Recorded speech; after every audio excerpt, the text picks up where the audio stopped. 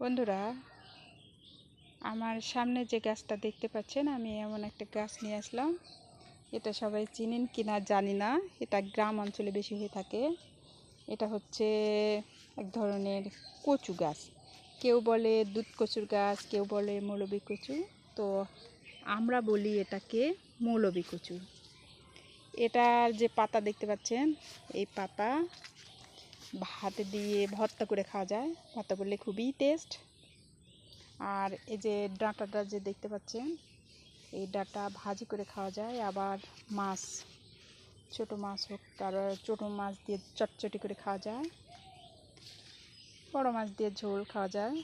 খুব সুন্দর, খেতে খুবই টেস্ট লাগে। সবচেয়ে বেশি টেস্ট লাগে যে পাতাটা আছে, পাতাটা ভর্তা খেতে খুবই টেস্ট। তো আপনারা কি বলেন এই কচুকে, কচুর ডাঁটাকে দুধ কচু বলেন না মৌলবী কচু বলেন? কমেন্ট বক্সে লিখে জানাবেন।